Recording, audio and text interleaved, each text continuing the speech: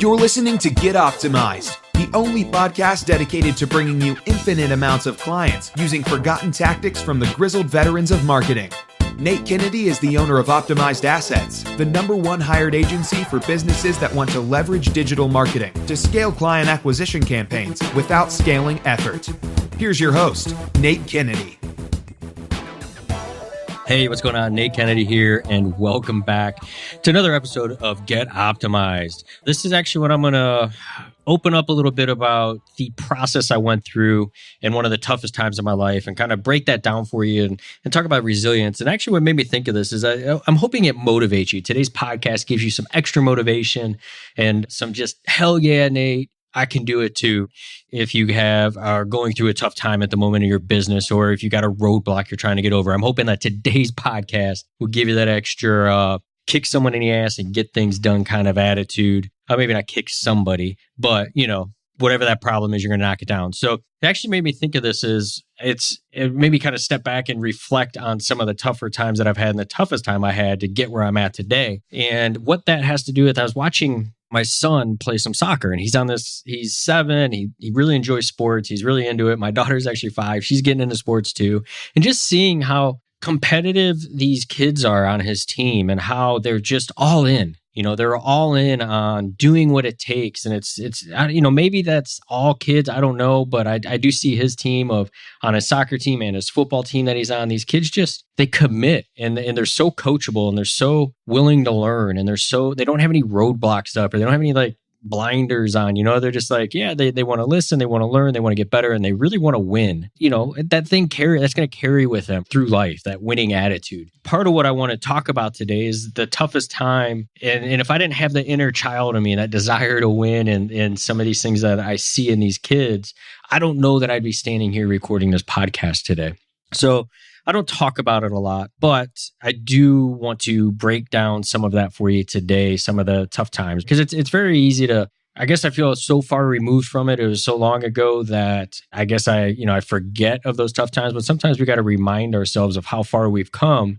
And I want this to inspire you potentially to just take a big step over and do some more. So with that, toughest time of my life. Okay. So back in 2008, I went belly up. I went completely bankrupt. So tough lesson that I learned at that time is I thought being on paper worth millions of dollars on paper was awesome. But you can't really take that when markets shift and market changes, as we all know in 2008. The process of going bankrupt in 2008 started prior to that, because if anyone remembers the time back then, the markets were crazy. The real estate market was just going nuts, and then it started plummeting, and we got caught on a bad side of that, unfortunately, and had to make one of the toughest decisions. Once all my money was completely gone, and I did everything I could possibly do to keep everything afloat, and I just couldn't sustain. I was mentally beat up, and I had the toughest choice I had to make at that time was to file bankruptcy. And because not so much that it was, the toughest part was ego. I had so much ego from being so young and building something so big that I was like, man, this is the ultimate failure. And unfortunately, at that time in 2008, when I filed bankruptcy, that's exactly what was going on. My ego was getting in the way. I was completely embarrassed. I was out of shape. I got so completely out of shape and unhealthy because of it, because I was mentally stressed. And I felt like a complete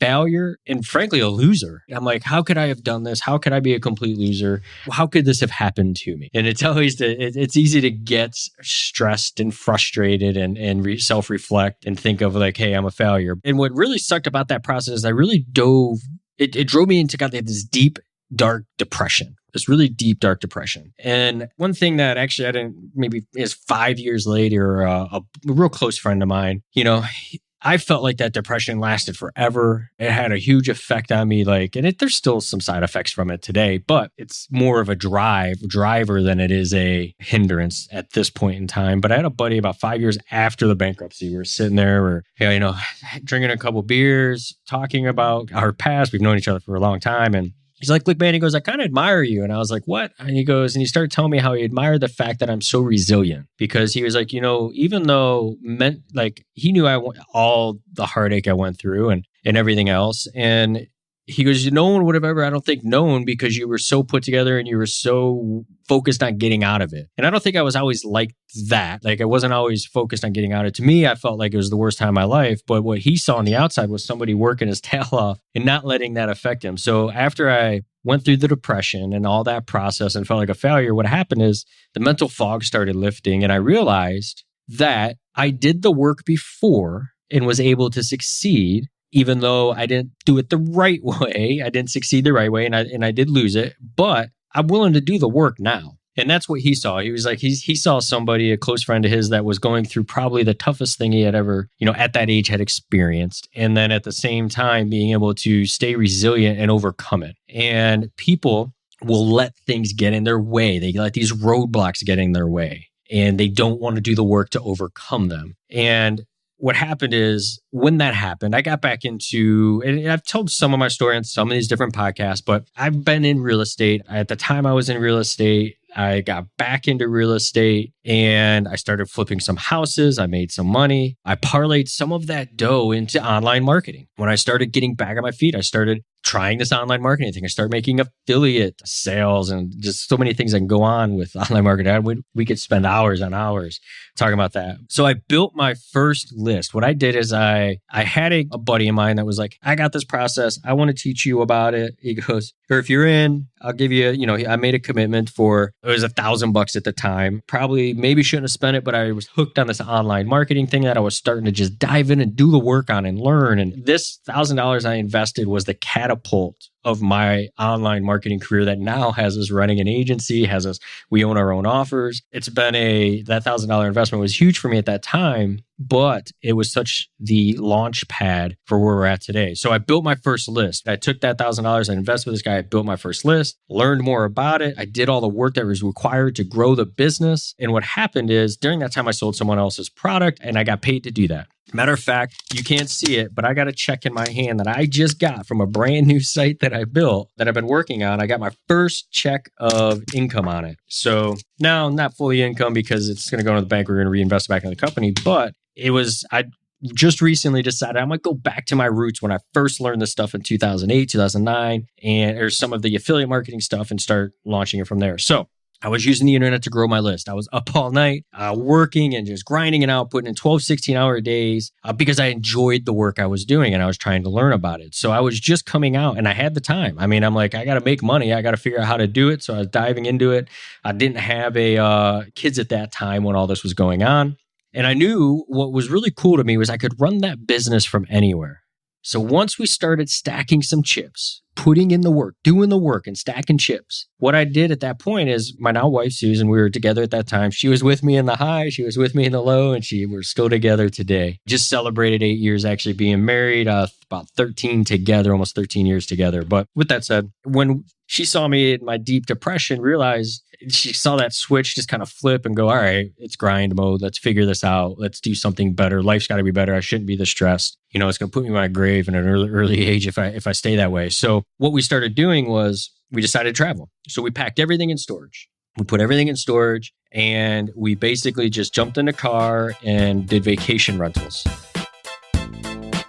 The fastest way to scale your business is to get optimized. That's why Nate has pulled together his best resources to help you speed up the process. Go to www.natekennedy.com/free to access them now. What are you waiting for? Go to www.natekennedy.com/free right now and get optimized. So we did this for 8-9 months, just vacation rentals across the country. And we traveled while we were traveling. And all that was possible because I was doing the work and I realized that like life was way more important than always being in the grind and always focused solely on the money. Well, like my previous business was. But probably because I was so focused solely on the money at that time is probably why, who knows, maybe that's why it went up besides some other, bad decisions. But either way, we hit the road, we traveled, we had a blast. My business started growing because every day I was doing the work. And then at that point is when I dove deeper into the whole online marketing stuff. And I became actually started getting really, really good at it and learning and seeing trends and watching how things were changing. And I started at that point. I started now investing money into masterminds. I started hiring coaches. I invested in my education. I was hooked. I'm like, I'm going to grow businesses and completely use the driving force of being completely depressed and broken and feeling like a loser to never have to feel that way again. I was going to do whatever work it required to turn that around. And during that time, as I started just becoming a student, I wanted to master as much as possible about all this stuff. So I started building my own companies, my own info products and my own websites. And I started doing all this stuff. I didn't have money when I first started the business to like go and hire someone to build stuff for me. So I had to learn it all myself. And that was before all these landing page builder things were out there. I started learning how to write code. I started learning everything I possibly could. I screwed up and jacked up a lot of things, but I had to go back and fix it. So I've really kind of self-taught everything that we do today, and then invested our own funding, my own money at that time, because I had nothing. So there's no way I was getting credit lines or anything like that for my business to try and grow a new one at that point. But what I did is I started putting money back into the business, masterminds, education, lead generation, everything I could learn to just become a master at online. And what happened is I built a handful of companies. And from those companies, I was at different ones. So some of them we just built what we called cash flow websites. So we would just create a website, sell it, monetize it with other affiliate products. We'd build it in a very specific niche, and then we go sell it. And then we did that. We create info products around specific things that we were doing and create these trainings around it. And then when we'd sell those trainings, and then I built a couple of those businesses up, we sold it. And then we parlayed that into a software company in the real estate space, and we sold that. So it just kept going. I say we, but that's really Susan and me. Even though she hasn't always worked in the business with me, she's always been right by my side. But so with that, I knew that was all fun and that was a blast. But what happened is when I sold those companies, people started coming to me and asking me and say, hey, Nate, can you build these funnels for us? Can you drive traffic for us? And so I really just specialized. I'll never forget. So there's this whole thing about funnel hacking. I get this email from this guy and he's like, hey, man, he goes, I just realized recently that you are a badass internet marketer. And I was like, hey, what prompted this email? I hadn't talked to him in probably a year, maybe guy receive randomly events. And he goes, you're sitting back collecting all these leads and generating all these sales. I'm seeing your stuff everywhere where everyone else is fighting to figure out how to do it. So Google back in the day slapped everybody and kicked them off the networks. So I started getting more and more emails like that because people were kind of seeing the things that we were doing. So they started asking us to do it for them. And that's really how Optimized Assets was born. And now, which is parlayed into this podcast. But I realized at that point, because everyone talks about being able to have a big impact and being an entrepreneur, I want to do something I enjoy. I want to do something that can have a big impact. And for me, I'm really kind of a tech geek at heart. I love the tech side of it. I enjoy building things. I enjoy figuring out traffic. I enjoy conversions.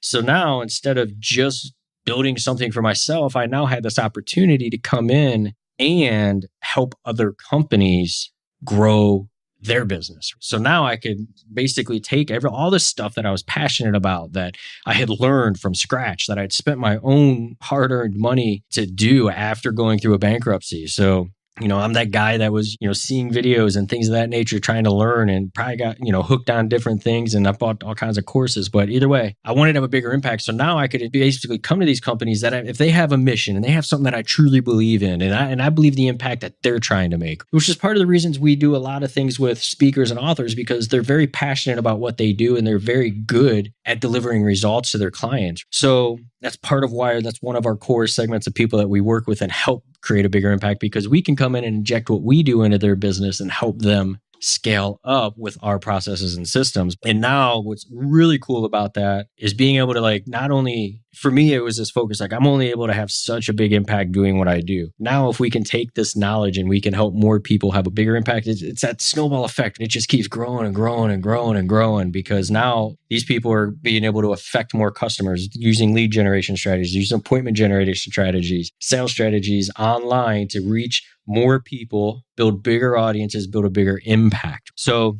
that's something that's kind of how we came about. But I got to tell you, it's that's the toughest time of my life to now the most exciting time of my life. So during that process, it wasn't all rainbows and unicorns and where we are at today. What's happened is I went from being completely depressed, wondering, what am I doing with my life? I've just lost and done everything that I thought I was trying to build. I'll never forget, I was counting change. I was such a rough time. I was counting change. That's the only money I had at that point because I went to the bank and the bank froze my assets. I had money in the bank. I went to go get it out. My attorney was like, go get your money out of the bank. I go to get it out and it's gone because the bank froze everything that I had. So now I had no money. So I've always kept change. I don't know. I've always kept like a bucket of change. So I started counting that. And then we realized that we have a mouse issue. There's mice living in the condo that I was in at the time that was being foreclosed on. So imagine that, right? You're counting change. You have money in the bank. The money you go to use to help you, the little bit of money you got left to try and sort through this and make your next move disappears because the bank takes it. You find you're counting change. And then while you're counting change, you figure out you got mouse poop all over the house. That you can't be excited about that, or very tough to keep your head straight and whatnot with that going on. So I went from that moment to where we're at today and kind of parlayed to where we're at because I was willing to do the work. And so what I want to do is inspire you. Like I want this episode here to really just talk to you about doing the work. So there's going to be times where being an entrepreneur absolutely sucks. And you're going to feel like you're on this island by yourself. And on that island, you feel like you'll have no help. You'll have nowhere to turn. You'll have nothing of that. Luckily, we got online communities now that are growing, so you can kind of go get some questions answered and support there. But there's going to be times you're going to have people surrounding you that don't understand what you do. But you know what? It's the freedom. It's the fact that on a Friday, if I don't want to work or I want to go pick my son up from school when he gets let out early and we go to the football field and play catch before his game, I can do that. That's why we're entrepreneurs. That's why we're business owners. So it gives us the flexibility to have that lifestyle. So I want to inspire you if you're going through a challenging time in your business. Two things. One, revenue cures all. Go figure out how to sell something. Revenue cures all. Two, it's worth it. It is worth it. You can get out there, do the work. There's going to be times I remember times going to that point where I was in the depression, trying to grow a new business and just didn't want to get out of bed. And there's those moments. And then there's times where you're jumping out of bed and you're excited. Anyone who says it's a straight line for entrepreneurship success is obviously, I don't know that they would be truly an entrepreneur. That there is a challenge to it, but what there also is the reward of freedom, time freedom, ultimately financial freedom, but more importantly, time freedom. At least that's for me, is the time freedom to be able to do and pick and choose the things that I want to do. So if you're having a tough time as an entrepreneur, if you're struggling, we all have. Everyone struggles. The question is how you react, and are you willing to do the work to be successful? If you are, keep grinding, keep going, keep doing it. And also know that the reward, figure out what that reward is for you and go after it and don't let anything get in your way. Be resilient, keep cranking, and you'll get to where you want. So this is it. I just wanted to lay out the toughest time of my life and then what happened from that moment, obviously in a very condensed time frame. There's a lot of mini stories that we could probably talk about. Maybe if we're sitting there one day drinking a beer at some point, you and I can have some of those finer tuned stories or inside learning lessons. But with that said, I hope this inspires you, right? I hope that this inspires you to do more. I hope this inspires you to do the work to get to where you want to go and overcome any hurdle that's in your way. Because I got to tell you, everyone talks about that why piece. In mine, I just never wanted to say to my kids, I can't make it, I got to work. That's why I help coach football. I managed my son's soccer team. I go to dance recitals. I operate as human catapult in the pools. I'm swinging at the playground. We're on fun vacations, all these things, because it's all about creating memories, not things. So if you're always grinding, you got to do the work, but there is a time when you get out of doing the work so you can enjoy the fruits of your labor. So anyways, do the work, enjoy your time, and thank you for listening to the Get Optimized podcast. So if you got any questions, I love getting feedback. We get a lot of questions that come in via email. Shoot us emails. Let us know what's going on, how this podcast is helping you. Let me know how we can potentially help you out as well. So with that said, have a great day. I appreciate you listening. This is thepodcastfactory.com.